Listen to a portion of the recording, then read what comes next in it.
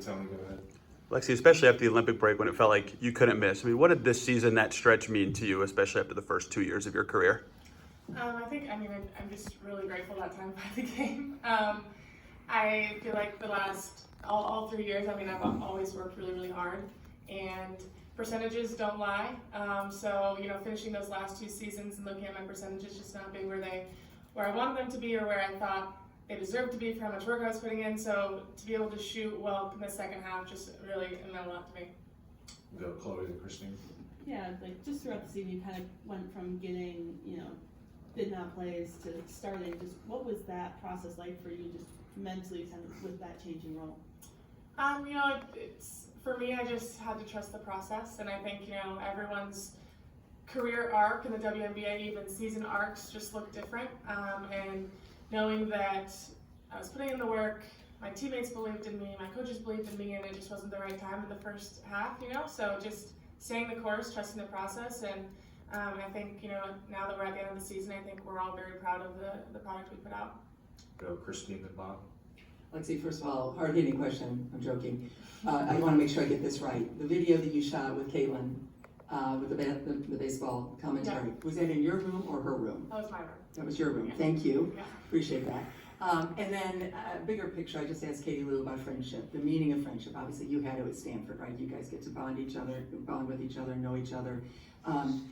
How important do you feel that was, going on vacation with Caitlin, obviously Katie Lou, and getting to know each other, and how that impacted the success you guys had, you and the team? Also, is there like a funny moment that people would be shocked about Caitlin that you could actually tell a public audience? I don't even know about that. There's too many, to be honest. I think friendships, though, relationships, that's what makes the sport worth it in my mind. We sacrifice a lot to be here and to be away from our families and our friends, and building those relationships with our teammates is what makes the season worth it. The time off the court, getting to know each other, making those inside jokes, being able to laugh and have fun together. I think that makes the season so fun, and then I think you see that chemistry build throughout the season on the court as well. So getting to go on vacation, getting to take a step away from basketball and just have fun, I think really just helped all of us just grow together. Go Bob, then we'll go Scott. Speaking of your relationship with Caitlin, what are some of the things that you learned about her off the floor this year? And were there things that she had to endure? She's got a unique life. Nobody else has the attention on her like she does. Are there things that she had to endure this year that maybe we're not aware of?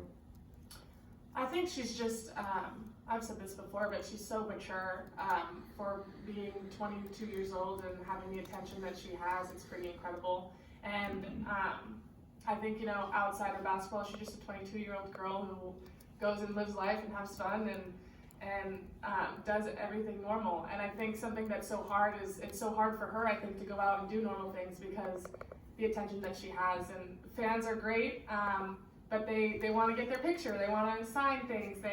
So a lot of her time is spent doing those things, which any normal person living can go out and do whatever they want and not be stopped. And I think she's handled that with so much grace, and it's just pretty incredible. Go to Zoom first before we go to Scott. Howard, want to go ahead? Actually, congratulations on the season that you had. You shot 63.2% from three-point range after the break, and I just wonder, after putting so much time and effort in over these 2+ years, was there a moment you sort of realized that this was going to go your way? I don't know if there was a moment. I think one of the things we did over the break during our practices, we would get a paper with our three-point percentages from practice. And one of the days, it was like a week long, and I think my percentages during practice was over 50%. And in my head, during practice, I feel like I remember all the misses I make, or all the misses I have, and didn't really realize I was shooting over 50% from three. So I think that seeing that on paper gave me confidence that maybe I am shooting well. I am not just missing. So I think there is a mental piece to it that you have to just really believe that it's going to go in. And I think seeing it statistically helped my confidence a little bit. We'll go Scott, then we'll go Matt. Lexie, what kind of characteristic or foundational traits do you feel like you guys helped establish this year to go into next year? I think we're really resilient. You just look at our season arc and how we started and then how we finished. I think that just shows that none of us were willing to give up, that we believed in ourselves, and that we again trusted the process and didn't. I mean, it would have been easy after going 1-8 to just kind of give in and be like, it's not this year, we'll get them next year. But that's not what we did. We got to work, we focused, and I think that really paid off in the end. And it just shows the grittiness of our group. Matt, last one? Oh, sorry. All right, then we'll finish up, Scott, sorry. Yeah, hi Lexie. Was just curious from your point of view, what was it like this year, not only to have the spike in attendance around you and your teammates, but also just to have the national, eyeballs and the attention around you and your teammates as well, compared to years prior? I think it shows the growth of the sport, and it's exciting to be part of it. And with growth and with new eyes, there's pros and cons to that, and I think we've seen that recently. But we're proud of the product we're putting on the floor. We're proud of the group that we've had, and we're excited that there's people following our story, and we're just excited for the future of the sport and the future of this franchise. All right, Scott, last And one. then in terms of you and Caitlin again, did you feel like it was important to help her to try to live somewhat of a normal life and experience little things like going to a baseball game and certain things like that maybe ordinarily, if no one helped her in that, maybe it'd feel a little bit more isolated?